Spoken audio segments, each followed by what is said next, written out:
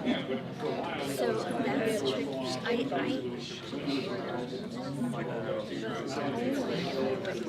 Well, so that kind of.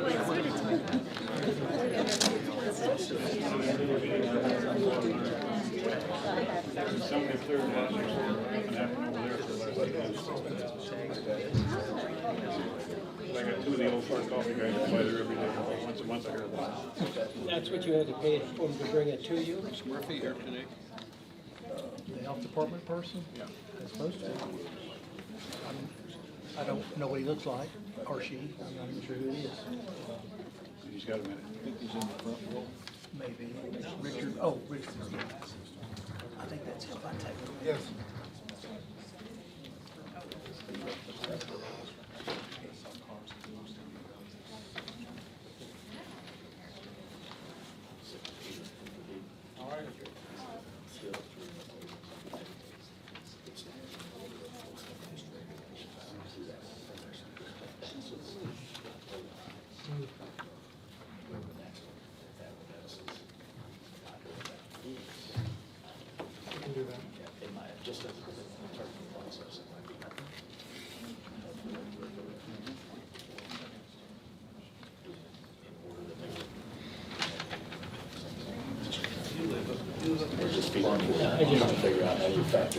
I put them down the agenda.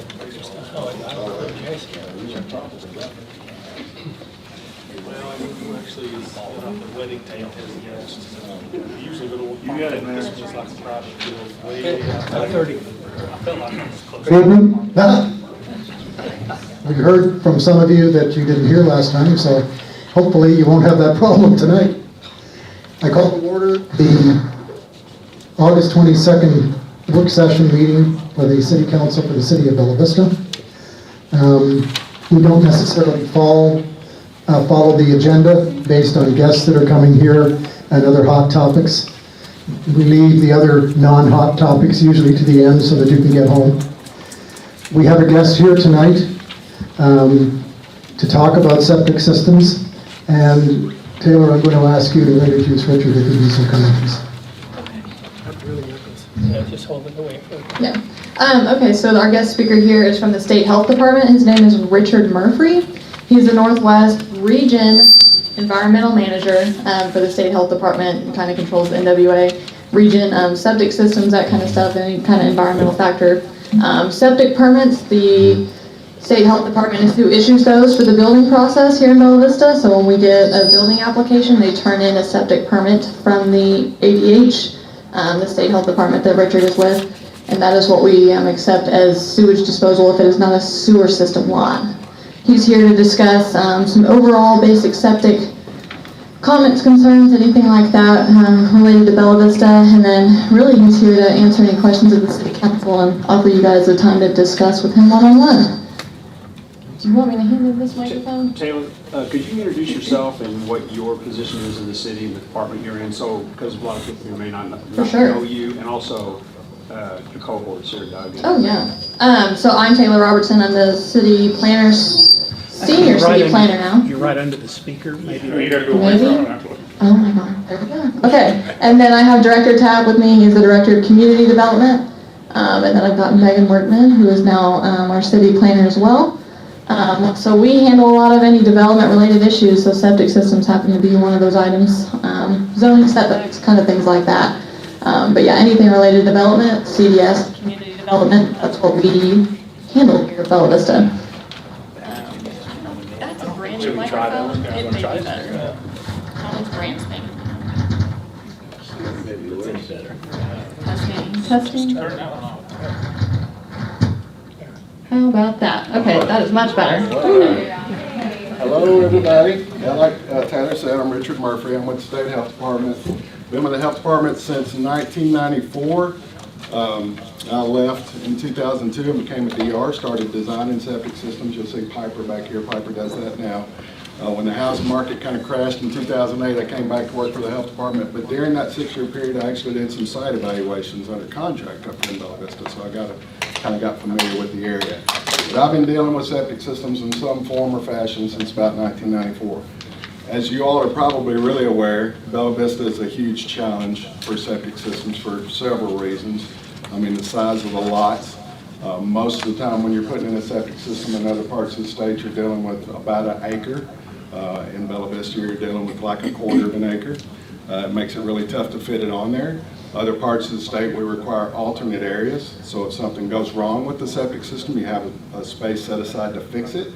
We don't have that in Bella Vista, and the reason we don't is because this subdivision was platted before that was in the regulations. And there's a grandfather clause in the regulations that basically says if the subdivision was platted before the current regs, it only has to adhere to the regulations that were in effect at the time it was recorded.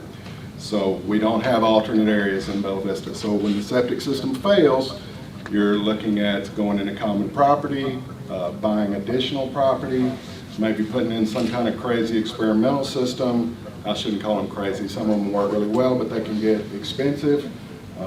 You know, so you're looking at some other options other than just putting in a regular septic system. So we try to get it right the first time up here. Obviously, it's important to do that. There's a lot of things that are concerning, not only the lot size, but also lot clearing, you know, or lots being destroyed or damaged before the septic system's put in. We see that sometimes. We also see sometimes that the lots, the area of the septic system is damaged after it's been put in. They're coming in and putting in irrigation or grading, landscaping, and they're doing damage to the septic system there too. So there's a lot of opportunities for things to go wrong. It's a really delicate septic system. You know, you can't just put these things in and forget about them. You have to take care of them. You can't just go out there and, you know, drive all over it and everything else. They have to be taken care of. They need to be maintained. People should be pumping out their septic tanks about every 5 to 7 years. That's the most important thing you can do for maintenance. Septic systems have a life expectancy. It used to be, you know, all the literature said about 25 years. I think that's increased some. But when you think about that septic systems after maybe 30 years or so are going to start failing. There's a whole lot of septic systems in up here so we're concerned that those things are going to start meeting their life expectancy, and then what are you going to do when that happens, when you have to replace them? So there's just a lot of concerns there.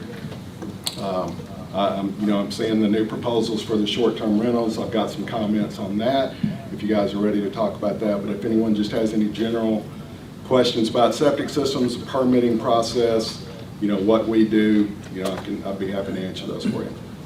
Yes, sir. One question I had, you said when a system fails, you're talking about a specific lot, right? Right. What about the peripheral lots on either side of that? How does that impact those properties? Normally when a septic system surfaces, you know, the water will come to the surface, it'll run downslope a given amount of time or distance, just depending on the severity, how much water is coming out and how steep it is.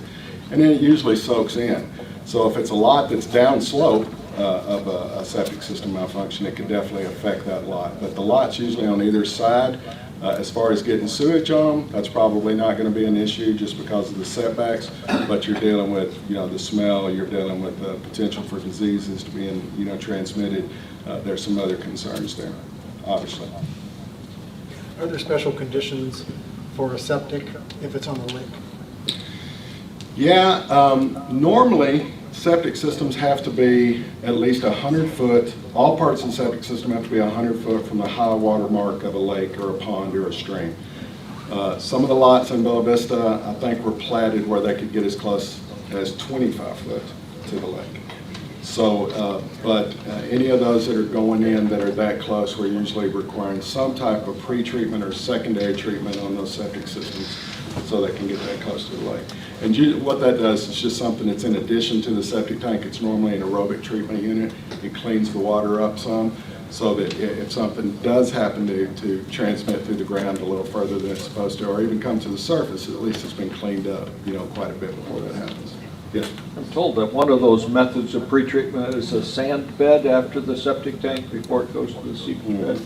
Sand filters used to be very popular. Now you can buy packaged treatment plants, aerobic treatment units, multiple pass media filters that do the same thing and take up a whole lot less space and usually aren't even as expensive as doing those sand filters. They used to, you know, put a lot of those in, but it's kind of old technology now. Yes, sir. How do you know that a septic system has been installed? Well, we should have a permit for it at the county. I mean, nobody gets a permit. If they don't get a permit, then, you know, it would be difficult to know if it was, if someone's living in a house and flushing a toilet, they've got something there. But it's, you know, I mean, it's going in somewhere, but if it's permitted, we should have it on file, you know, at the health department. I would think that you guys would too. Is there any kind of cross reference? I mean, So we would not accept a building application if it didn't have sewer access. They would have to have a copy of the approved ADH septic permit to even apply for a building permit at CDS. So you either have to have a village wastewater stamp approval or you have to have the ADH approval to even apply for a building permit. Okay. Yes. I had a two-part question. If a septic system fails, and I realize this is a broad question, what would roughly be the cost of putting a new one in? And the second part, I wasn't sure I inferred properly from what you said. You said when the septic system fails, it's a big problem, and I got the impression you meant that now when you put the new system in, it has to comply with the new regulations because it's not grandfathered. Is that what you meant? No, it's a big problem because options for repair are so limited. And they're so limited if they're available at all. So having the potential to have a house there that with no way to replace or repair that septic system is going to be a big problem for somebody. You know what I mean? And it's so we're going to have to figure out. We don't evict people, you know, from their houses if they have a septic system problem. That's not something we do. We can always work with the water company if it's a major issue, and you know, if people aren't taking steps to get things fixed, then we can have water service interrupted. But you know, we're going to try to find some kind of solution, you know, to get that septic system fixed. But it's the cost of doing that sometimes is really prohibitive, and it's going to be a problem for the people that own the system. You know, I mean, we're talking $25,000, $30,000, $35,000 sometimes, where a normal septic system, you know, maybe 8 to 10, you know, to put in a normal septic system nowadays. So, you know, 3 or 4 times as much to do something like that, if the option's available at all. Well, that's very interesting, actually, because even your quote for the normal cost, you know, people complain about having to hook up the sewer. It's going to be $6,000 or $7,000 or something. So you're saying actually septic, fixing septic is the cost has gone up exponentially over the last few years. I mean, you know, several years ago you could put in a septic system for $5,000 if there were no bells and whistles, and it was pretty straightforward. But that's gone up, you know, a lot just over the last few years. Yes, sir. It's been quoted or been stated that Bella Vista is facing somewhat of a catastrophe regarding septic systems. Just how much of a catastrophe are we facing? I don't know if you're facing a catastrophe, but I think that based on what we know from the past, I mean, from the literature that I've read and what other people say, there is a life expectancy for septic systems. Even if they're designed correctly, installed correctly, maintained correctly, they're not going to last forever. So if you install 20,000 septic systems, those things are going to start failing. They're not going to fail at the same time, but there is going to be a failure eventually. You know, so I think that there's a great potential there, you know, for problem in the future, whether it's going to be 10 years from now, 20 years from now, 30 years from now. I just see that there's going to be an issue. And it's troubling for me because we're the ones issuing permits. You know, we keep issuing permits for septic systems in Bella Vista, you know, and that I don't see us as having the power of the option to just say, no, we're not going to do it anymore, because I think that you know, there's a potential for problems down the road. We can't just, you know, we're not prepared to go in and say, your property meets the requirements for a septic system, but we can't issue a permit for it. We're not going to be allowed to do that. Yes, sir. Richard. Yes. Thank you for being here tonight, and Yes. thank you for being available to City Council as we've discussed this. This is not the first time that you've been involved in talking with City Council members. We've had access to you, so it's been useful in the process of exploring short-term rental regulations. Right. But I think one of the things that I've learned from this discussion and from speaking with you is that the city has an opportunity here to do a really important service for all the residents of Bella Vista, and that is by way of an education program for all people who are on septic. We ought to be educating them, and I've seen materials that come from Arkansas Department of Health. The content is there, the collateral, the media, brochures and things like that. That's there, and we ought to be addressing septic globally. That is, for all septic property owners, so that they understand kind of the do's and don'ts, because many of us, myself included, my family included, when we moved to Bella Vista, when we bought our home here, we bought into a septic system for the first time. I owned 7 or 8 different houses over the course of my adult life, but this is the first time I've had septic. And I think there's a lot of people that come to Bella Vista in that situation. Don't understand it fully, don't get fully informed or educated at the closing table.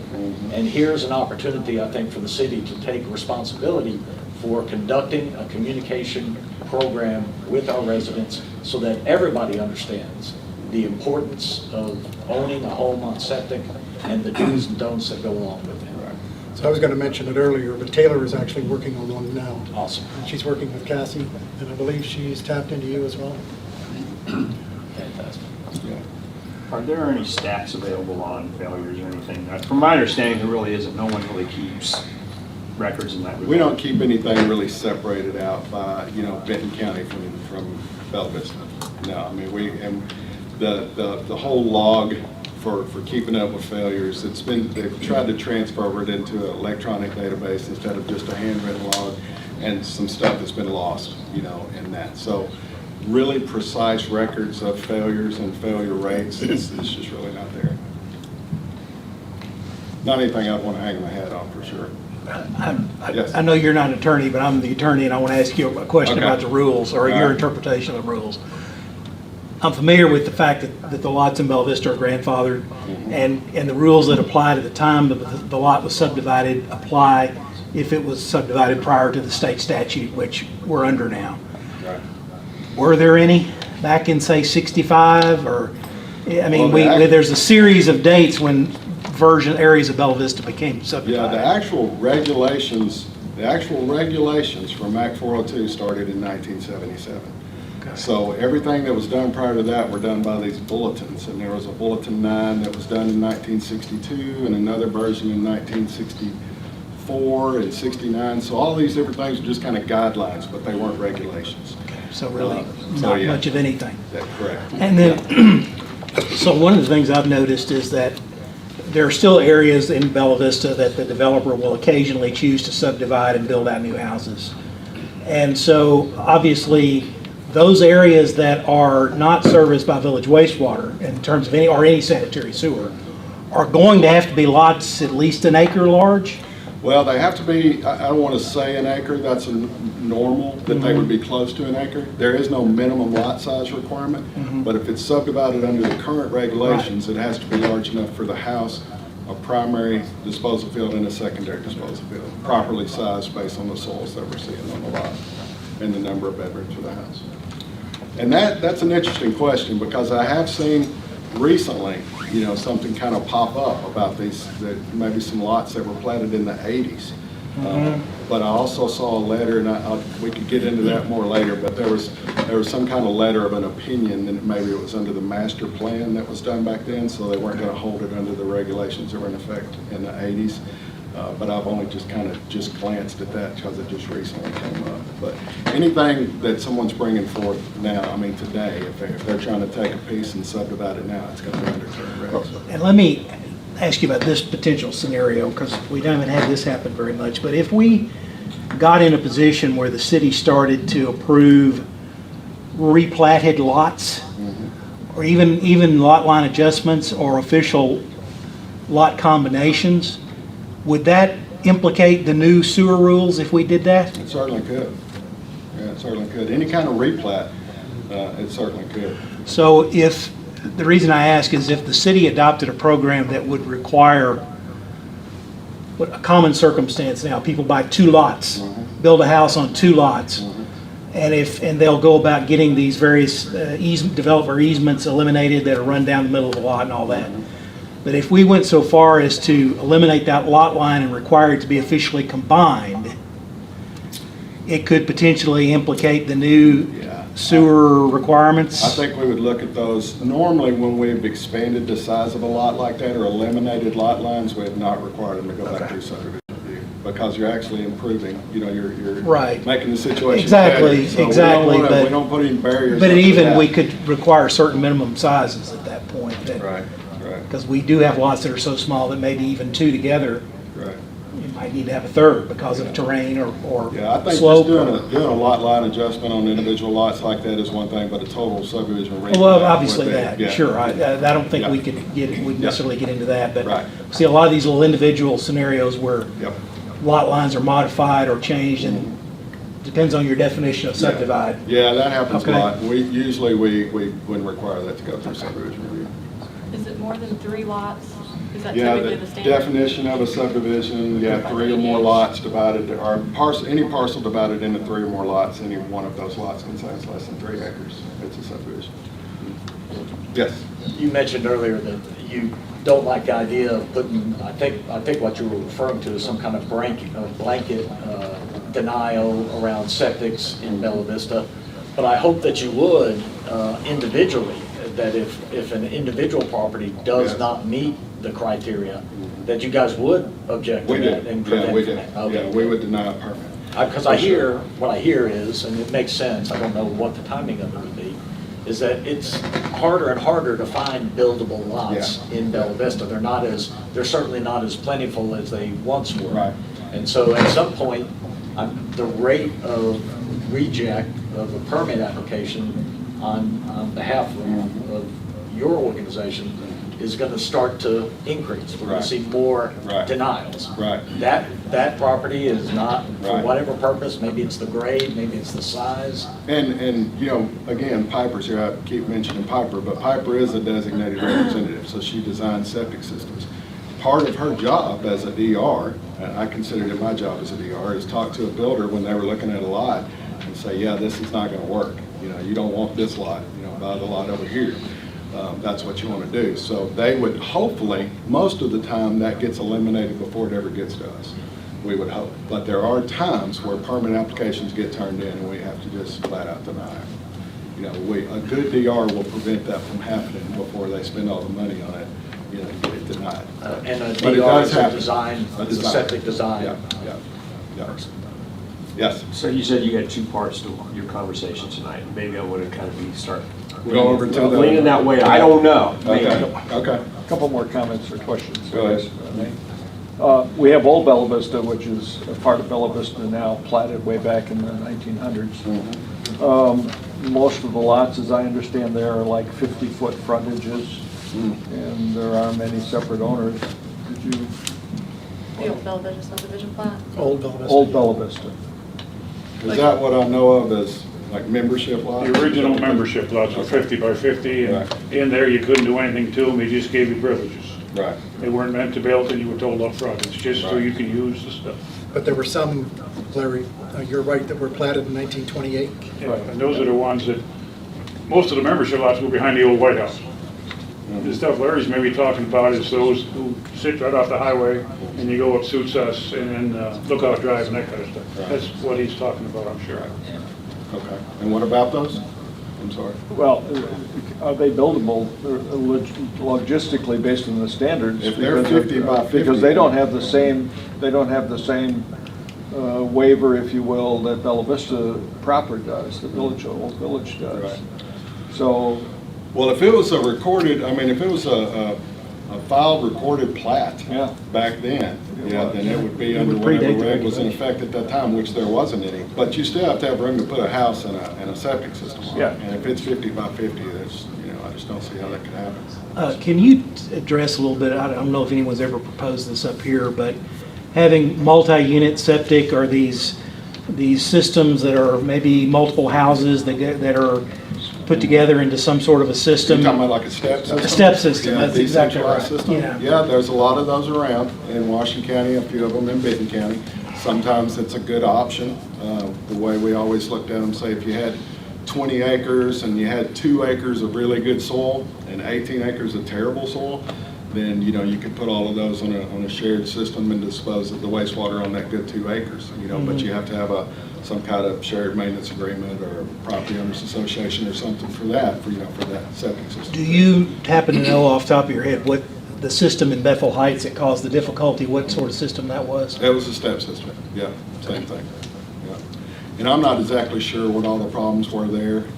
I think it was just overloaded, just hydraulically overloaded. So it probably needed 2 or 3 times as much disposal field as what was actually there. Yes, sir. Okay, so kind of the crux of what started a conversation around septic, which I kind of heard here or there might be some issues taking place, but there was other rationale for the development of a short-term rental ordinance other than just septic, right? But we started talking about occupancy of the short-term rental homes, right? And then you hear 2-bedroom designs, 3-bedroom designs, I don't know, maybe 4-bedroom designs, but some of the short-term rentals, they have a 2-bedroom design, but they're advertising occupancy of 10, 12, 14, and from my understanding, it could be an issue. Now, maybe there's some technicalities, I'm sure there are, because I certainly don't understand all the science behind this, right? That you could potentially be overloading that system, right? And then, you know, we have people come back and saying, well, the system is a 2-bedroom, it's designed for X amount of gallons per month, but we're only using this many gallons. Were you going to kind of go there and kind of talk through some of that? Yeah. Because that's kind of the crux of the conversation for the ordinances we're proposing. Right. Yeah, I mean, septic systems are sized, we size them based on number of bedrooms, but we anticipate a certain number of people, you know, 2 people per bedroom usually. If you look at, you know, like cottages and things like that, those are sized, these are estimated water usages, but they're sized on 75 gallons per person per day, if that gives you kind of an idea.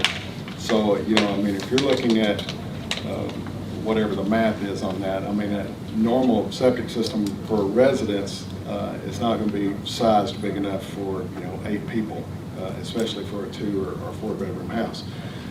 The other way of looking at that is that the water, that's an estimated daily water usage. I'm assuming some of these short-term rentals will be rented for 3 or 4 days and then vacant for 3 or 4 days.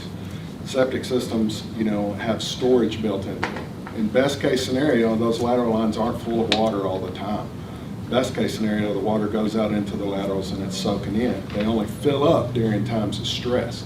So during the time of the year where the groundwater is higher, you're not getting as much evapotranspiration, so in the wintertime, and in periods of heavy use. So you would think that putting a lot of wastewater out there for 3 or 4 days and then giving it 3 or 4 days to soak in and go away would be a good thing. That's not going to be the same as using all of that water every day, you know, that same amount. So there, I do see some benefit where you could put more water into a short-term rental than you could into a regular house, just because of that rest period, if there's going to be a rest period.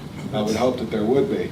You know, if they're going to rent them out, if they're rented every day at maximum occupancy every day, then yeah, gosh, you know, big problem. Well, you're talking about putting water in for the septic design, though, for 4 people. What if you're doing that for 8 people or 10 people? No, or, I'm saying hey, 14 people. Right. And what I'm looking at, what I'm thinking about is these places that already have existing septic systems in that were sized for a 3-bedroom house, which would be 450 gallons per day. And then that house, it's not going to be a house anymore, it's going to be a short-term rental, and they're going to have 10 people, advertise it as, you know, 10 people could come and stay there. That's kind of what I'm thinking about it. If they were going to design it as a rental, you know, and we were going to do that initially for this short-term rental, then that's kind of the way we would size it, is, you know, for the 8 people, if that makes any sense. I mean, we're kind of retrofitting something, we're going back after the fact and doing it. I think that the water usage increases per person, but it increases at kind of a decreasing rate. So what I mean is, I don't think 10 people are going to use twice as much water as 5 people. You know what I mean? There's some things that a house, you know, the washing machine, the dishwasher, things like that, it's, you know, adding an additional person is not going to be adding like another 75 gallons. It's going to increase, but kind of at a decreasing rate. So I think that you need to put some limits on how many people can be in these houses based on the number of, or how big the septic system is, what it was sized for. There needs to be some limits there. The other thing I saw in one of the proposals was the inspection requirement, which I think is great. I mean, if you can inspect the septic system before it's put into operation for one of these, and then take it a step further and maybe inspect it annually. You know, if it's something that this is something that's gonna be done, if it's gonna be utilized that way, then just have somebody going and checking it. Because I don't know if there's any really good, you know, concrete numbers for these things anywhere. You guys have probably looked at it a whole lot more than I have. It's like, what, you know, what can you size this? I mean, how much water does, you know, do 2 people use in an Airbnb or 4 people use in an Airbnb? I don't know if those numbers are concrete. So I think one of the good things that I saw was the inspection idea. I thought was really great. Okay, so another question. Yes. 2 bedroom, whatever it is, 3 bedroom. Uh-huh. Is there a fudge factor in there? You know, you say 2 bedroom, 4 people, so is there a fudge factor? Well, but current regulations, we size septic systems 150 gallons for the first bedroom, 120 gallons for the second bedroom, 100 gallons for the third bedroom, and then 50 gallons for each additional. That's what we do now. When the regulation went into effect for Bella Vista, they were sized at 150 gallons per bedroom. So every bedroom is an increase of 150 gallons. So is there a fudge factor in Bella Vista? A little bit. You know, they're probably not, most 3-bedroom houses in Bella Vista are probably not using 450 gallons a day. They probably are not. Back to my comment before, thank goodness. No, I'm sorry, when you say 3-bedroom, you're talking about a 3-bedroom septic design. Right, yeah. Not a 3-bedroom home that might have a 2-bedroom septic. Right. If it was sized for a 3-bedroom septic system, that was sized to handle 450 gallons a day. If it was a 400 or 4-bedroom, it was sized, you know, for 500. Now, we're hearing that in some cases, there is no rest period. You'll have 10 to 14 people, and they might be in for 2 or 3 days, and then it flips. Yeah. Another 2? That would concern me. Okay. Yeah.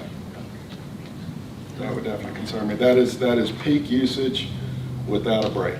You know, I mean, maybe even more than peak usage.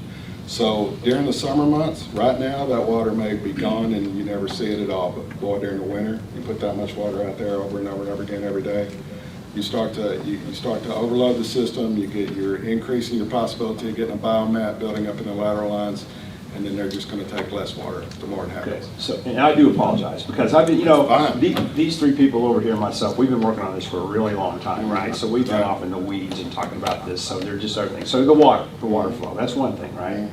Another is what goes into the kitchen sink. So if you're a homeowner, you're aware that it's your home, you live there, you have kids, you have this awareness of what could go in there and what not. Right. Whenever you have visitors coming in that house, maybe they might be aware too, but they're probably not going to be quite as careful, like a rental car, right? Right, exactly. I mean, it's a rental car. Yep. Who cares? It's like a sink. They could be putting all kinds of stuff. They know they're not supposed to, but they're going to. They just do it anyway, just because they're going to be gone in a couple of days, right? So. What about, and you know what, this hadn't been proposed, and I don't even know. I'm just asking the question. I'm asking it openly so everybody can hear it. There's nothing secret here. If you would require that garbage disposals be removed in maybe a short-term rental to try to mitigate some of that. Because I already know, I had a conversation with a young lady and her husband have a short-term rental. They're from a different state. They experienced septic problems in her childhood home, backed up in the basement. That's where a bedroom, blah, blah, blah. So when they moved here, the first thing they did was remove their garbage disposal in their home and in their short-term rental so that would kind of take care of that problem. I think Shelley kind of alluded to that in the call, too. Yeah, some of it. I don't know if I would require it. Okay. I don't know if I would. I don't know if it makes that much of a difference, the garbage disposal. I think the more important thing you could do is have the tank pumped. You know, if you could have it pumped periodically and make sure that was being done, some of that stuff that may be going through the garbage disposal, some of that stuff that's being flushed that shouldn't be, can be removed, and then you're helping to take it. Does it? You got some that float and some that's up. You got scum at the top and sludge at the bottom, and it clears on in the middle of that tank. And if those 2 layers start to fill up, then you either get scum or sludge going out to your lateral lines, and you're done. So having that tank pumped out and get rid of those things that can destroy the laterals is really important. Would you call periodically? They say 5 to 7 years is good. If you were doing this, if they were being used for this, I'd probably go to once a year, have it pumped. I mean, if there was a possibility for what you're talking about happening, and there definitely would be, I'd probably pump it once a year. Yes?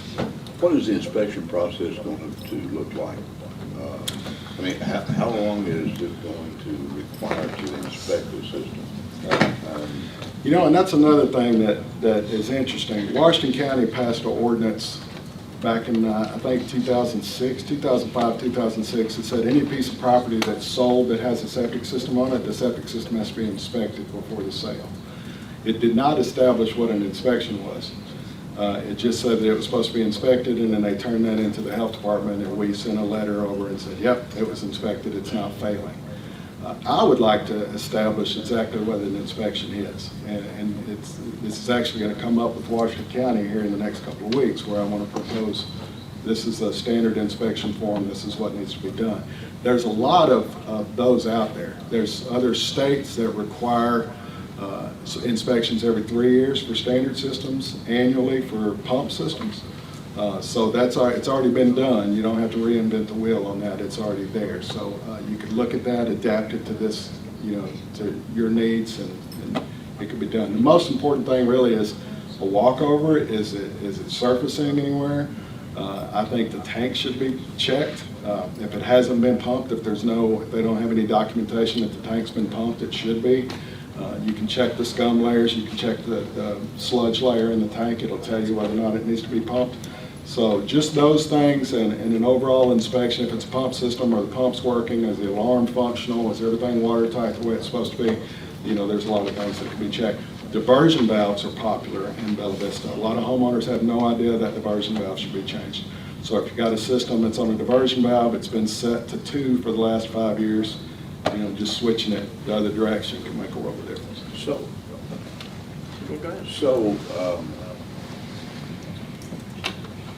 Any questions on there? I want to ask one based on this, Jerry, if I could. Yeah, because I think you just touched on something that really solidifies for me all of the question that we're all dealing with, and that is how much regulation by government is required in order to do the right thing for our community. And I think we're all kind of struggling with that. How much regulation is the right regulation? But for me, instead of getting into this management or this regulation of occupancy limits, which I think are very difficult to enforce, and I hope we can get into that in just a minute. How do we enforce that? But what you just talked about, if there's a standardized inspection checklist, that kind of makes all that go away. That way, all we have to say is, if you're on septic, you're going to have an inspection. You bring us the inspection, if it's good, you're good. Do whatever you're doing. Yeah. Nobody, as a septic owner, wants to have their septic system fail, because it means for you, as the owner, a significant expense. Now, if you're running over your capacity, one of the ways to remedy that seems to be to have your tank pumped more often than you might otherwise. Put that responsibility back on the property owners. Just have them come to us with a clean inspection that says, my septic is operating properly, and we can get out of all this occupancy. And 2 comments on that, if I may. One is that you can't just inspect it once and call it good. It needs to happen periodically in some kind of routine. Understood. And then pumping the tank out is going to help keep solids from getting out into the field, but depending on the size of the tank, you're really just going to remove that amount of water. Pumping the tank is going to help to protect the system. It's really not going to remove a whole lot of water from the system. So just to kind of clarify that part of it. Removes the solids. Right. I mean, most of the tanks are going to be 1,000 gallons. You're going to empty out that tank and then probably refill it with fresh water immediately so it doesn't float. So you're really not doing a lot of water removal. You're just doing solids removal. So if the tank can't be found, is that an automatic fail? I mean, if the system can't be. Yeah. You would need to be able to have access to it, I would think. I mean, I don't know what, you guys would probably have to establish, somebody would have to establish what a pass or fail is. But I don't think you can really evaluate the tank, without having access to it. So now we require tanks to have access risers. Any new system that goes in, it should have an access riser to the surface, so you could go out there and just pull that off and get into it. But some of these old tanks that were put in a long time ago, it may not be there. I mean, I've heard stories, I don't know if it actually exists or not, but there have been additions built over the, Oh, yeah. over the tank, I'm sure. over the leach field. So is that an automatic fail? Probably. Well, if the system, you know, you need to be able to pump that tank out. I mean, that really needs to happen. I would say if you can't pump your tank periodically, then it probably shouldn't be utilized for this type of setup. That would be my opinion, for sure. So in that particular case, then I'm reading what happens to that home or to that homeowner. I mean, the tank is underneath an addition, so what is? You could always put it, if there was room, you could replace the tank. You could put in another one, move it where it needed to be if there was room. Or there may be just certain situations where that particular house shouldn't be utilized as a short-term rental. You know, I mean, it may not be able to handle it.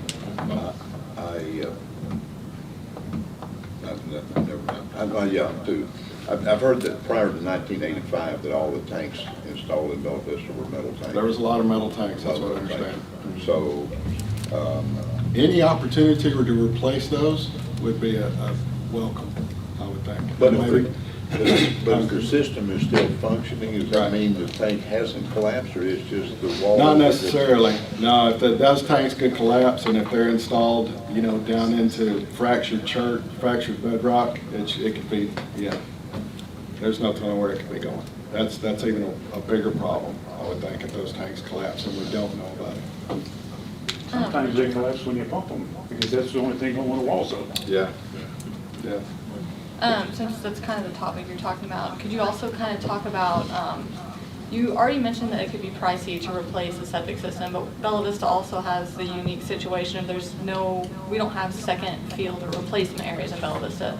Normally the lateral field in the house built out the lot. There's nowhere else for a replacement system to go. Right. Yeah, can you kind of talk about that a little bit, since we touched on the priciness, like just the ability, there may not be a possibility to replace it or put in a second system? Yeah, I mean, if we're dealing with new construction, you know, the requirements for putting in a septic system are pretty firm. You know, I mean, you have to meet these requirements. If there's someone living in a house, we're going to entertain lots of different options to try to find a repair for those people. Like I said before, we don't evict people from their homes. So we're going to look at any kind of technology, anything that a DR might propose, we're going to look at it really hard to see if it's something that can be done. And then again, you know, if common property is an option, if buying an adjacent lot somewhere is an option, you know, different things like that, then we're going to look at it. I don't know if I can't recall a place right now where we've just had to say, you know, no, there's absolutely nothing that can be done here.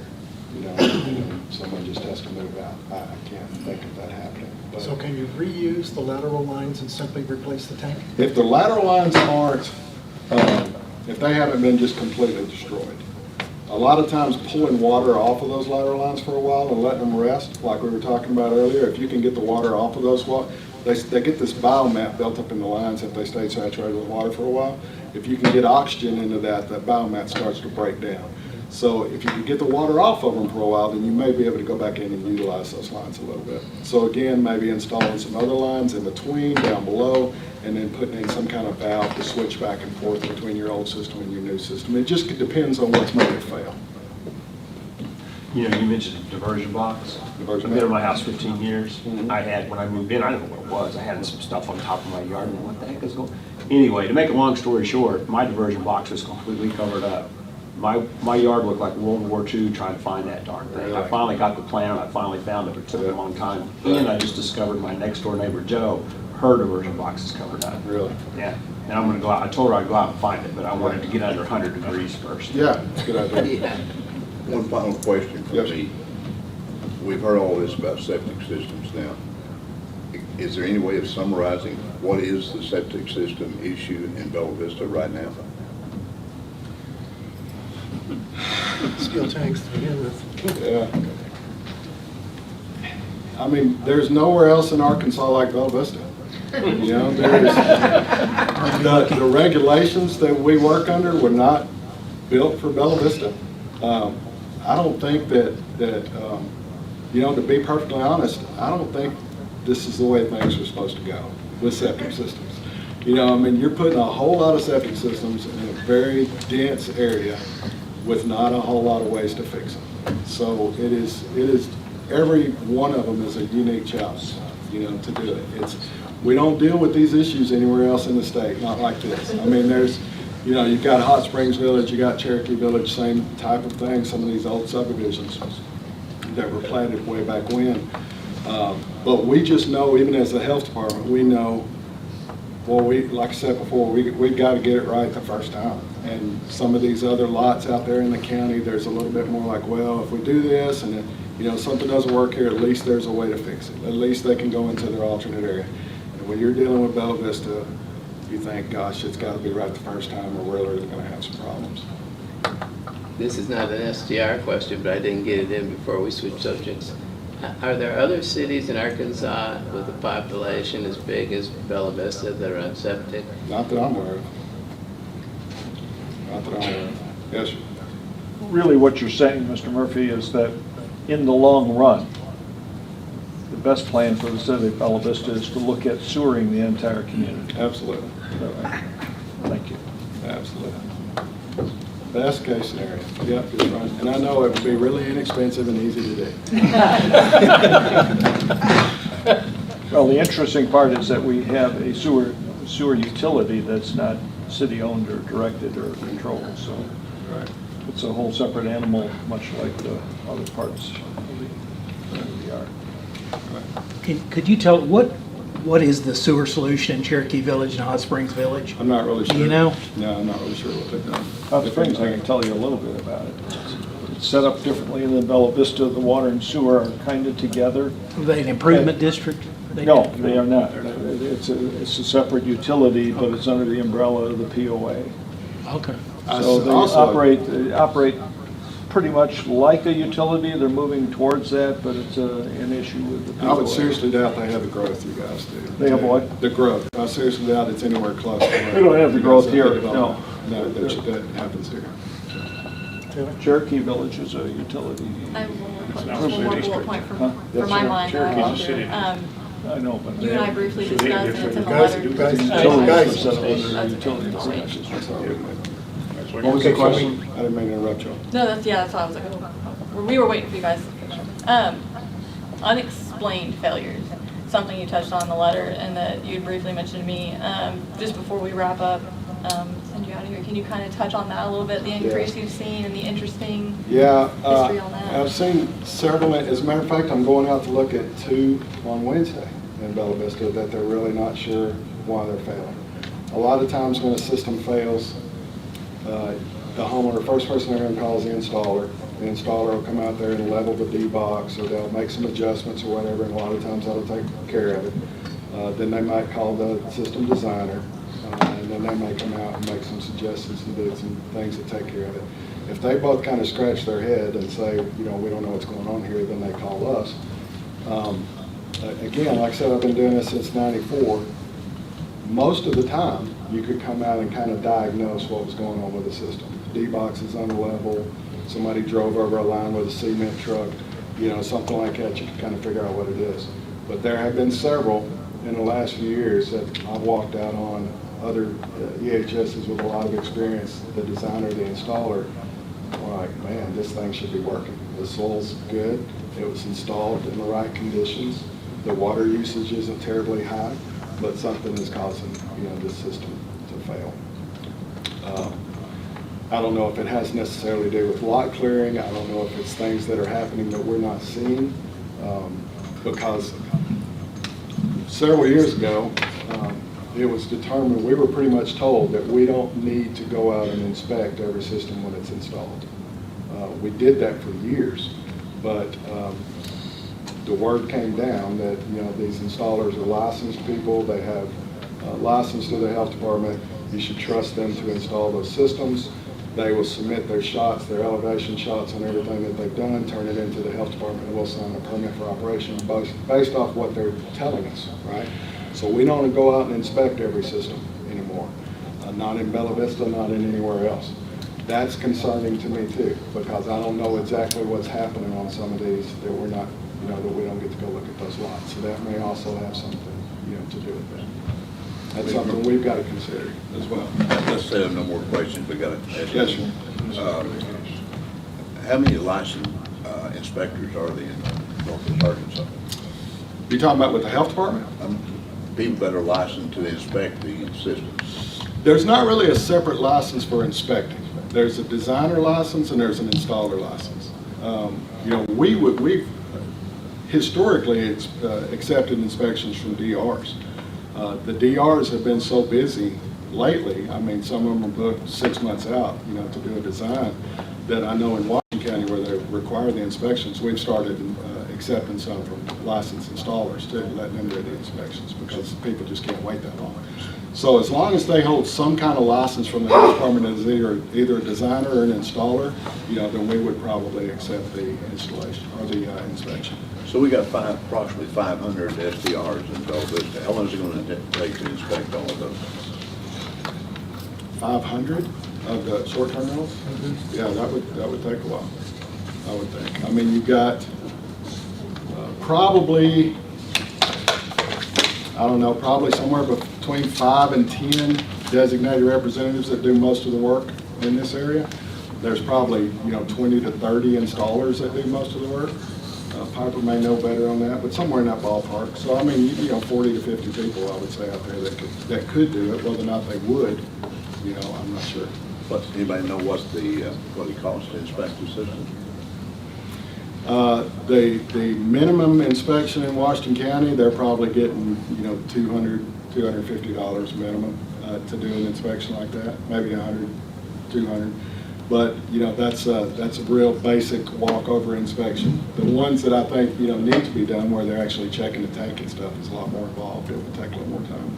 So if we require one once a year, so we're talking about an extra $200, $250 a year for each SDR. I mean, those people set their own prices to do that. They charge what they want, but depending on, what all is required in the inspection, it could be more than that.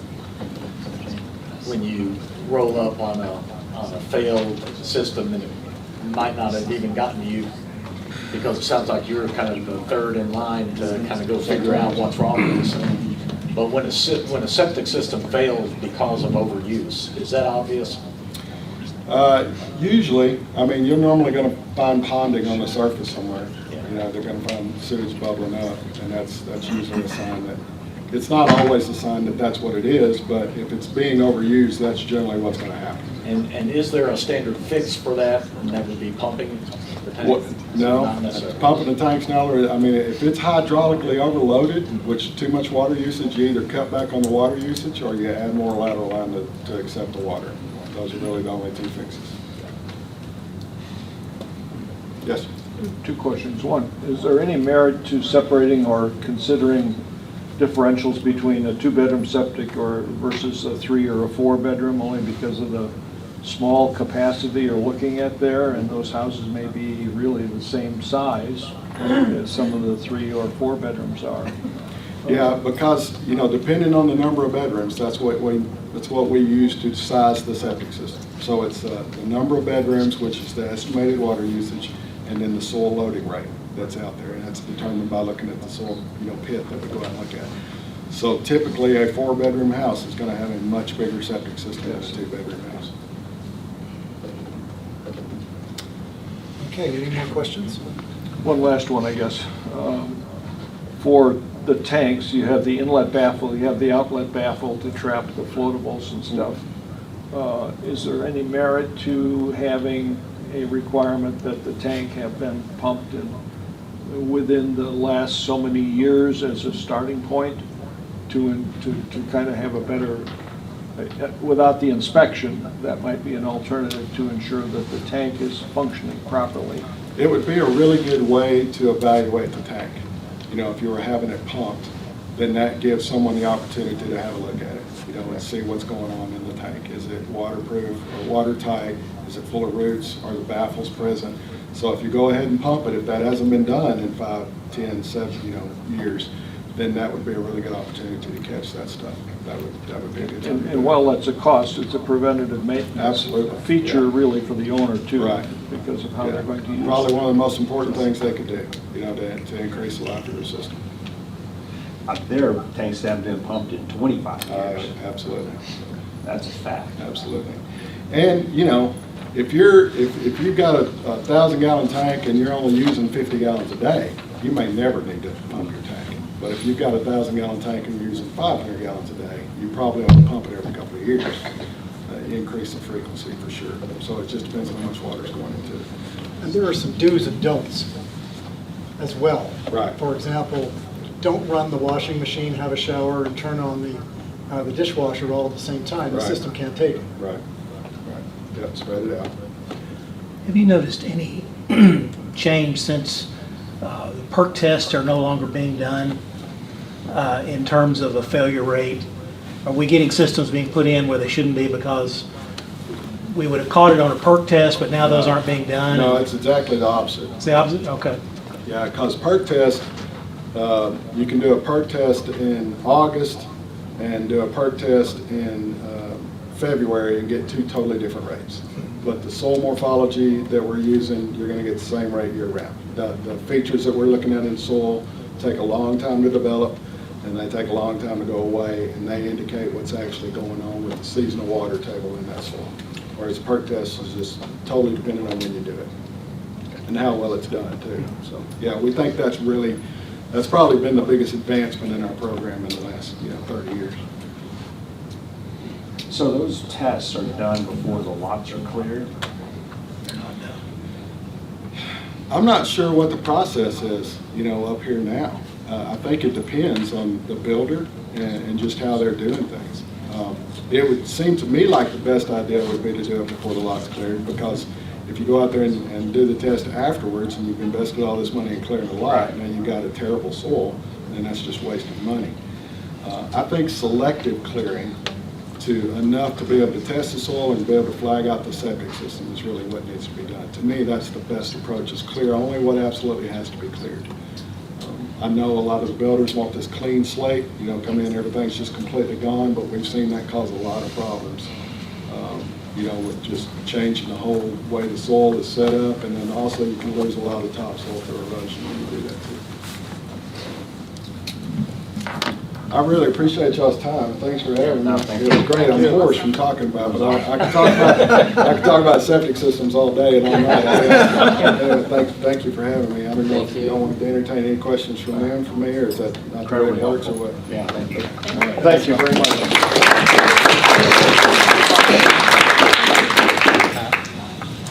Thank you again, Richard, that's great. Can everybody hear okay? No, you cannot hear? No? No? How about that? Okay, so this one you got to eat it, the other one you had to hold it out here. Okay. I hope you've all found that helpful. Certainly I did. I learned an awful lot. Council members, we have 3 different ordinance proposals. Frankly, after what I've just heard now, I think the best plan might be to have a meeting of the minds amongst us. It'd be a public meeting, and revamp these back into one, use some of the stuff, all of the stuff that Richard has talked about, because I think we have bits and pieces of it in all 3, but it's not all together into one. So I would be willing to pull mine off the table. If the 2 of you and the rest of you, I would encourage you to get involved in this as well, because this is very important. Then we can spend more time working on it, and instead of this month, it'll have to be next month. But there's a lot that we have to be able to digest and get in here, and we're going to need, Taylor, your expertise as well, please, and help us through this. I'm hoping that you have sort of a Vulcan mind meld going on here with Richard, because there's a wealth of knowledge that we need to put into play here. So, not sure how that fits with Doug and Steve. As far as putting this into work session, further work these issues? Yes, and let's not address it now, because none of them do what Richard's talking about. Yeah, I'm agreeable with that. It's okay with you? Oh, that's fine. I'd say the sooner the better. Let's get it done. I agree. Let's set, if we can, let's set a meeting up next week and let's get this. Because I mean, honestly, I don't think it will really take us that long, really don't, to hash it out. Because I think we need to move forward. Yeah. And folks, just so you know, because there are 2 counselors that are going to be meeting, it will be publicized as an open meeting, so you can come and listen to it. And I'm hoping that there won't be just the 3 of us. I'm hoping we'll have as many people from council as possible so that we can all get into this and understand it. So that's the plan then. Mr. Kelly will pull those 3 off and we'll tackle it differently. Well, we'll use them for the groundwork, right? Oh, yes. And so I just pulled the most recent numbers from Granicus, and right now they're counting at 462 short-term rentals in Bella Vista. And the original count, whenever Granicus first gave us a number, was like 365. Doesn't mean there are probably 100 more that have appeared. It's just they continue to identify and refine forward. So that's where we are right now. So in case you didn't hear that, the software company that the A&P Commission has hired in order to determine how many STRs are here, the count is now up to 463. Okay. Sir. At this work session, are we going to make any effort to take comments from the public, the STR owners? It's entirely up to you. Well, we're open for comments. I've been getting them. Are you getting them? You're basically just. I'm hearing from them. I've got a stack. Trust me. If you're going to have an informal work meeting, you can do it in any way you want. You know, you're not bound by the rules of procedure. If you want to chat with the public and get input and do all that, that's how you can do it. Larry? I'm suggesting that maybe not get the public input at the work session meeting, package it up after that, and then allow an opportunity, because we're going to need to sit down and rehash whatever we come up with to make sure it has all the pieces and bells and whistles in it. And so at that point in time, they're going to have a chance to look at it, and then I would ask for public input then. I think it would be more meaningful because they're going to have something to put their hands on. Well, yeah, I agree with not doing it now. I think at they've our been work very session, effective in communicating. I have in my mind the thoughts of many people on both sides of this issue. Yeah. I could repeat right now. Well, I'd like to just say, so just kind of taking a step back, we held a public meeting, right? We had over 100 people here. 90%, by the way, it's over 90% wanted regulation. We had a public input at a planning commission meeting. Emails, I mean, I have stacks of emails, and some very detailed. I actually met with a couple STR owners myself just to review the initial proposal. Phone calls, myriad of phone calls. CDS met with Fayetteville. I mean, we have solicited feedback from, I think, every corner of the globe. I mean, it's very spherical, you know, and it's from every direction you can think of. So before we get together and kind of craft what we think is the right coordinates, I think we ought to just do that right now. And then we can have public input, like you said, at the city council meeting if they want feedback at that time. You do run the risk that it can become, it'll be a free-for-all. If you just have open, because, I mean, you're on the council, you all have to decide what you want to do. And then obviously you need to get input and recommendations on that. But in terms of the idea of formation, that has some merit to keep that within the group before you open it up to the wide world. That makes some sense. Okay. Just logistically more than anything else. Okay. All right. If you do this next week, I am out Wednesday for sure, the 31st. I got medical procedure, don't know how that's going to go. All right. So if you do it next week, Wednesday, I'm out. Well, we'll do it sooner than Wednesday. Just one last comment. This is not an unusual conversation for a city that's experiencing large influx of, tourism, visitors. They have this SDR conversation. This has taken place all across the country. In any city that is experiencing this, and everybody's trying to work through it and figure it out. And Taylor just served up, I think, like 5 more, you know, a couple days ago that I read through. And the basic tenets of all of them are relatively the same. They are. But each city has a little different twist depending on their own unique circumstances. And our twist is septic tanks. That, yeah, right, exactly. That's the big one for us. Something that we need to keep in mind is that we need these STRs. Oh, absolutely. I mean, we need them. We have no, if people come to Bella Vista to visit, to look at Bella Vista for whatever they come to Bella Vista for, they need some place to stay. And otherwise, they got to go to Bentonville and Rogers. Well, if you saw just recently, there was a meeting of all of the major cities in northwest Arkansas. I think they talked about a variety of things, housing, etc. Fayetteville, Springdale, Rogers, Bentonville, maybe Siloam Springs. Bella Vista is not in northwest Arkansas. You know, we're not included in any of those things. We're always left out. So I don't see the benefit in sending all of the tax dollars to Bentonville or Rogers.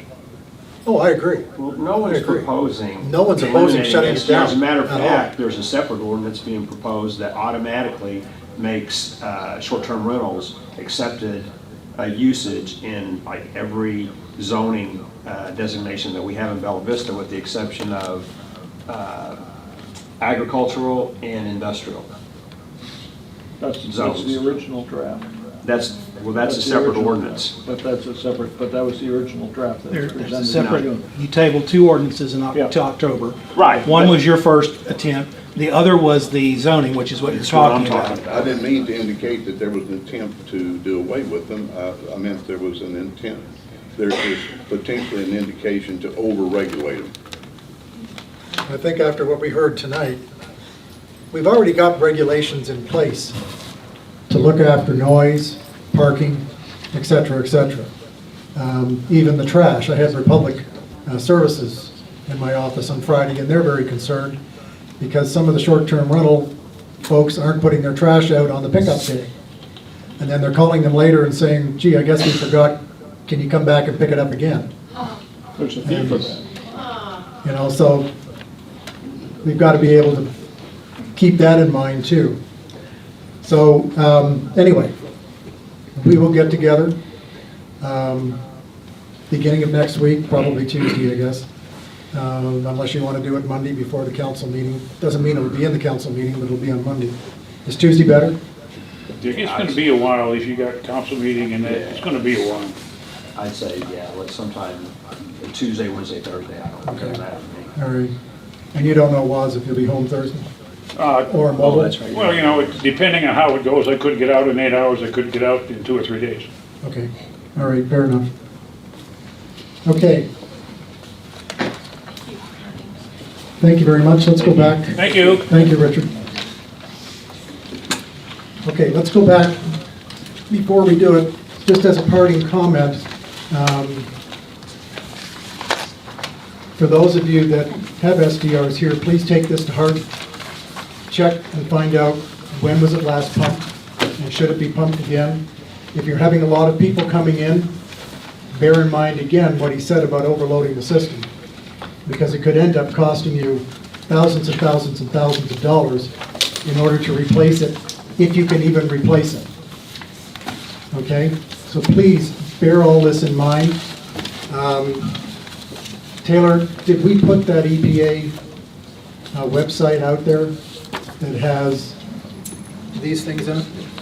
I don't think it's on our website yet. It's in the packet, which is on the It's in the web. packet. Okay, And then our website has the stormwater side of septic system maintenance on it right now. okay, so in the packet that went out, there is a link to an EPA page where you can have 3 different pieces of paper that you can put around the house. The first one is, welcome, did you know this property is served by a septic system? And it tells you some of the do's and don'ts. It has a separate one for the bathrooms, and it's like a tent. So you can do it like this, and it prints on both sides.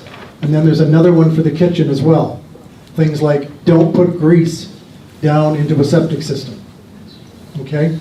So I would highly suggest that you put these around the house immediately so that your guests that are coming in can start understanding that this is a septic system, it is not a public sewer, and they can deal with it. In the meantime, we will meet again next week and begin refining all this based on what Richard told us tonight. So let, After that, you don't put grease down in the sewer system. no, you don't put grease down a sewer system either. Not our system anyhow. Okay, let's get back to the agenda. Just to talk there. Yes, sir. The other reality, the other reality for us in Bella Vista is that we are not the same as Bentonville and Rogers and other cities in the state of Arkansas because of our septic system for waste disposal. So it sets us aside and sets us apart from them. So when you say overregulation, we need to be concerned about the long-term value of properties by ensuring that owners take care of them in a responsible fashion. True. Okay, thank you. All right, let's go to the beginning of the agenda. The first is an ordinance amending section 10975, R1, residential single-family district of the Code of Ordinances, City of Bella Vista, to modify certain minimum side setbacks from 10 feet to 7.5 feet and for other purposes. Taylor, is this yours? Yeah, it's from planning. Megan's first ordinance actually that she's brought through. Okay. But essentially it's just a proposal with the recommendation of Planning Commission to reduce the side setback from 10, which is what it currently is, to 7.5, the old Bella Vista side setback. Drainage and utility easement. Yeah, basically the utility easement, and allowing that to be the utility easement and the side setback due to the insane amount of minor variances that staff, mainly Megan, has been reviewing, which is called a minor variance, and you can request down to 2 feet, which is down to 8 feet. But many of our building permits have been getting and paying for these minor variances just to get it reduced down. So normally when that happens, planning staff will bring forward an ordinance to basically fix what the issue is. And the issue is that everyone needs the 8 feet, so we're proposing to bring it back down to 7.5, the old Bella Vista standard, and hopefully eliminate that staff review and extra payment that contractors are currently paying for that additional review by making it a by right side setback. Any questions, Larry? I guess, any fire code issues in terms of separation of buildings with that shorter space now? We still have a zoning code requirement that we're not changing or messing with. The eaves will still have to be 10 feet from any other eave or any other structure. So at 7.5 foot, you'd be. So if you're at 7.5. So 7.5 feet the overhang, or is it the wall of the building? Overhang. Overhang. So if it gives you a safety factor. Yeah, 15 feet in between the two, if they did both build the side. Any other questions? Drainage easements, if we allow it to 7.5 feet, what happens if you have a 10-foot, and this is hypothetical, and I don't know if it's true, but there are some lots with drainage easements and down a common lot line, and I don't know if that's wider than 7.5, or whether it's like 10 and 10, or 15 and 15. I've seen some and unique. How does that affect this change in code? So there's other zoning and development codes that says we cannot allow a building to be built in an easement, nor, and it also has a provision that says whichever's greater, the easement or the setback. So if the easement's 10 feet, it would prevail and become 10-foot side. Anything else? Okay. We'll move on to the next ordinance, which is amending section 109-42, variances of the Code of Ordinances of the City of Bella Vista to remove administrative approval of certain minor modifications to reduce side setbacks under certain conditions and for other purposes. This goes hand in hand. Yes, these will have to go together. If you approve the first one, we will no longer be allowed to consider them with an MVR anymore. So this would remove that option from the MVR process. Questions? Okay, and if you turn the page and go to item F, there's a resolution approving the mayor's appointment of J.B. Portillo to the Bella Vista Arts Council to fill an unexpired term ending April 22nd, 2024, resulting from the resignation of Shelley Kerr. Shelley is in the planning department in Bentonville, and her workload is just getting bigger and bigger, and she just cannot do both. So she unfortunately had to resign. She really didn't want to. And Demra went out to look for someone to replace, and J.B. Portillo put her name up. Or, oh, she just left? Okay. JB looked very artsy tonight. She had like several different colors of. Very observant of you. It's a three-person commission, isn't it? Yes, that's right. That's what I was thinking. Okay, we have discussion items. We've had two. We have one for Richard, and that's completed. The second is compensation for police department support personnel as a companion to the state's award for law enforcement officers. Mr. Snow. You want this? Chief, do you want to come up? As everyone here may or may not know, is this on? It's on. It's on. May or may not know, the state recently authorized a stipend for law enforcement officers in the amount of $5,000. They failed to include any support personnel such as our dispatcher staff, and I personally, my start in law enforcement was as a dispatcher. So the dispatcher plays a very important part in the police department. The patrol officers, the officers on the street, they can't function without those dispatchers, and plus that is their safety net. Those dispatchers keep them safe. So I think that as a city, we owe it to our support personnel to provide them with some kind of a stipend to go along with what the officers are receiving. I have visited with Chief Graves about this and looking to him for a suggestion as to an amount, and he failed me. Okay.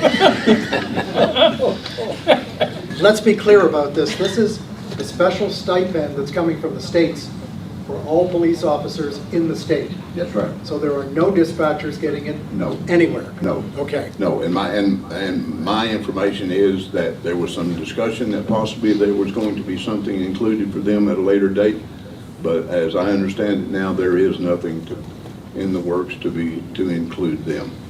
Now, Glenda, we gave inflation bonuses, for lack of a better word, earlier this year to all employees. That was back in 2021. Hey, Glenda. 2021? Sorry. Come on up. Glenda is our HR director. Back in 2021, you probably all remember that there were some special bonuses paid out after there had been some issued by the state to the fire departments exclusively late in 2020.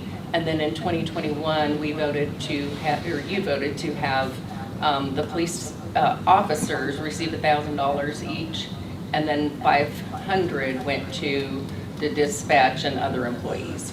And that was April of 2021. That was after working at home with the COVID. Yeah. Most dispatchers don't have that opportunity. And also, if you stop and think, the dispatcher is the first one. You mean you really can't hear me? The dispatcher is the first one any of you people come in contact with. If you have a bad experience with the dispatcher, that goes all the way down the line, and you hate everybody who you see in a uniform after that. If you have a good experience with a dispatcher, you will be happy with what's going on. Dispatcher is your first person of defense. They're the ones who are going to get you going in the right direction, and their attitude is everything. If you make them mad, they make you mad, your whole experience is going to be terrible. They do their job right, everything goes a whole lot smoother. Yeah, I appreciate what Jerry was thinking about when he brought this up, and I agree dispatchers are important. But when I thought about it, you know, the governor decided to do this special stipend for the police officers, and we've had a lot of things happen this year. The special bonuses you were referring to in 2021, I don't think really were inflation related so much as COVID related. And there's a lot happening with, we're working on the budget. There's been a lot of inflation this year. We've had challenges in some areas with turnover, people getting offered more money by other people, among other things. So I think at this point, rather than just picking out the dispatchers, we need to look at everything and figure out where we're at with our HR director, and, in light of inflation, in light of everything, look at everybody rather than just picking out this one little thing. I get that, the governor picked police officers that left dispatchers out. There's a lot of people working for the city in different areas. I think we need to look at the whole picture. I'm in perfect agreement with you, because then what did the others say? Well, what about us? There is something that has just started. Do you want to talk about Bruce and the STEP program and whatnot? as Yes, part of the budget? we also just signed an agreement with the Johansson Group, which JRHR Group is their official name, and they're going to be doing a full-blown salary study. I know we did a modified one a little over a year ago, and this one's going to assess each and every position. It's going to compare us to at least 10 different cities in this area, as well as Arkansas in general, and we'll actually go in and assess each and every job and then establish steps for, if you're here 5 years, where should you be at midpoint? Should you be 3/4 of the way to midpoint? Those kinds of issues. That's got nothing to do with what Jerry's talking about, though. We've done those guys before, a number of times. So your salary study is going to get you up with the other 10 cities, but what Jerry's talking about is what the police and fire got over and above. Let me say this, a police officer, law enforcement officer today is not facing the same circumstances, the same situations that I faced a number of years ago, or that was faced. It's hazardous duty pay now, or at least they should be getting hazardous duty pay, because there's very few opportunities that, or very few situations that a fireman, someone in the street department, or whatever, or someone with community development is going to step out of their vehicle and somebody's going to start shooting at them. And that's a very real thing today. I don't know how many police officers have been killed in the past few months simply because of a traffic stop. And that dispatcher makes the difference as to whether that officer sometimes goes home tonight or not. So they are a very important part of the law enforcement circle. As I said, they make a difference whether he goes home tonight or not, because of the amount that these guys stopped, excuse me, or the amount of time that he's out on the street. So what about the building inspector who gets out of his truck? There have been, not many, but there have been some ugly incidents at a building site. Sure. We've got street crews that are out there fixing roads, putting down fresh culverts in 105-degree weather. I mean, everybody in this city works extremely hard to make sure that we can give very best, or as much as we can possibly afford, for our residents. And they all give more than 100%. Don't disagree. Agree with you 100%. But still, yet that's what the governor, that's what the state, and that's what other states have decided to do, is to reward their law enforcement officers. I'm not against that at all, Jerry. If that's what the governor wants to do, that's fine. That's true. But for whatever reason, whether it was neglect, oversight, or whatever, they failed to leave out a very important group. And that's my proposal, that's my opinion, is that, as I said, they left out an important group. And that does not mean that any other group in the city is not important. Firemen are very important. The ambulance personnel are very important. Heck, all kinds of things can happen. They can go to a house some night, knock on the front door thinking they're going in to treat someone that's medically ill, and there'd be a guy standing inside and start shooting at them. That's today's environment. That's just what we're living with. That's what we're dealing with. But as a precaution, I mean, we don't want one of our officers to be shot. We don't want one of our officers to be killed tonight, tomorrow night, or any other night because he stepped out of the car and somebody started shooting at him. And that dispatcher, as I said, that's the last line of defense for that officer. All right, Chief, do you want to weigh in on this? Any thoughts? Well, I mean, I don't disagree with Councilmember Snow. I think dispatchers are the lifeline for the officers. I think statistics will show, especially over these last few years, that people are actively trying to kill police officers, so I'm not going to disagree with it. I'm not going to disagree with the fact that I love for my dispatchers to have some additional funding. I do believe that all city employees, I mean, that puts, everybody works hard. Granted, nobody's disagreeing with that, but dispatchers, the point is, and I think the point he's trying to make, they are a lifeline for officers. And I think that is very important, and I think to recognize that is important as well. That's not saying other employees don't work just as hard, because they do, but there is a difference. And dispatchers also are a lifeline for the firefighters and the paramedics. They're dispatching for them as well, 24/7, 365. So, you know, he did ask me for a number. It's difficult for me to come up with a number, because no matter what I come up with, it'll be too high or it'll be too low, depending on some folks out here. So I think that's a job of the council to come up with a number. Okay. How many full-time dispatchers? 12. And then 13 with Kristen? If we're full up, it's 12. Well, yeah, if we're full up, it's 12 and then 13 with Christie. What's Christie? Manager. Dispatch manager. And she mans the board. You know, when people are sick or whatever. Sure. So How many people do you, so all of your, obviously all of your certified officers are included in the pre-existing. If you included your dispatchers, who's that going to leave at the police department that didn't get some sort of some sort of stipend? 3, 4. 4. And then you need to figure out what you're going to tell them. Become a dispatcher, I don't know. I mean, everybody's going to be upset, and that's why it's hard for me to sit here as chief, because everybody works for me in the police department. I'm just meaning the ones in the police department. I understand. There's about 4 admin staff that do different functions, that do very important functions. But again, if you want me to distinguish between folks, okay, you have police officers, first line responders, risking their lives, okay, and you have dispatchers that are the ones there making sure they're safe. And so that is a difference, okay, that is a difference. Though I do have, I'll muddy the waters even more.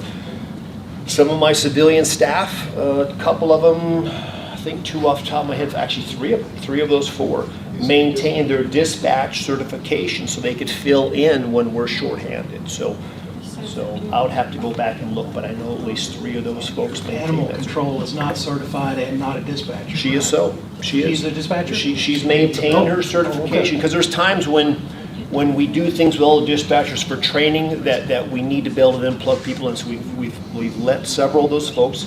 My secretary, Shelley, she maintains her dispatch certification. Well, my reason for bringing that up is that we could unintentionally have just 2 or 3 people that are the only ones in the whole I'm department. glad you brought that up, because if we're saying dispatchers will get X, then they will say, well, chief, I dispatch for you to fill the gaps in several times a year. So I'm actually glad you brought that up. I would have forgot that. If I may point out also, if a person calls the police department and they're in distress, whether it be suspected heart attack, stroke, whatever the situation might be, who keeps that person, tries to keep that person alive until the ambulance service arrives at their resident? Who handles that? Dispatchers, and we've had several incidents, situations, probably 2 specifically this year alone, where my dispatchers have saved a life. And it happens every year, because I give them a life-saving award, because they literally talk a loved one through CPR. And paramedics get there, and Chief Sims, folks tell us, your people saved this person's life. So it does happen. Heimlich. I don't think we've done the Heimlich, but we've done CPR several times, as far as talk to a family member through CPR. Okay. Anybody else want to weigh in on this at the moment? I'll toss out an amount just as a starting number, $500. Going once, going twice. That's just sort of a slap on the wrist. Yeah, $1,000, I mean. I don't know. I don't know how you measure it, Jerry. I guess we're going to have to talk inside. If I can weigh in on that at all, if you want to look at past precedents, when council has gave the COVID money, they gave 1,000 to commission, they gave 500 to civilians. So just to throw out some precedents has been set by council in the past, when you've given money between commissioned officers and civilian employees.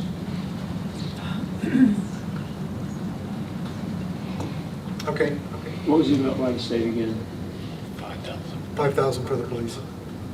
That was a state mandate. They only gave state troopers 2,000 because they gave them a $10,000 raise at the first of the year. All right, let's chat. We'll get Glenda involved. Glenda, are you still here? Oh, yeah, okay, good. All righty. That's the end of the agenda. Don't have anything else? Anybody have anything? I would say this about that topic. I think, provided that there is rationale behind it, I appreciate the what about us factor that could roll all the way through city employees. And I think if it can be explained in terms of, look, this is obviously an extension of law enforcement. They were left out of the state program. We're wanting to do something to recognize the dispatchers. I could see supporting a bonus in the range of $1,000 to $2,000 for our dispatchers. I think that makes sense as an extension of the law enforcement team to recognize them as well. I know that's a very, very difficult job. I've talked to several of them. We tend to have turnover in that position because I think it is very taxing on their psyche. And I think it's difficult to go home at the end of your shift and shut that off and not carry those thoughts with you throughout the evening and into your next shift. So I could see doing something like that. But it would need to be explainable as an extension of the law enforcement officers that they support. And I think if it can be done that way, I'd be in favor of a bonus for dispatchers. Yeah, it's a sensitive topic within the city. I'll tell you right now. I mean, it's come up in my conversations with people in other departments, because the focus has been put on police and fire. From some very difficult times, and other departments have continued to carry out their functions as well. So it's delicate. And I agree 100%. I don't want to leave them out, and I think the study that Glenda talked about is appropriate. Let's make sure that we're compensating our employees fairly. They do a great job for the city delivering these services. We want to make sure they're taken care of, that we're doing as much as we can to attract and retain good employees to deliver these services. If it's the fire department, the street department, community development, whichever department it may be, if the opportunity presents itself, I will try to present an argument for them also, but unfortunately, they weren't included in this. They weren't included in the governor's thing, no. No, so, I mean, from a law enforcement standpoint, they weren't included. So, but if the opportunity presents itself, I'll be up there for them too. Okay, that's it. Thanks very much.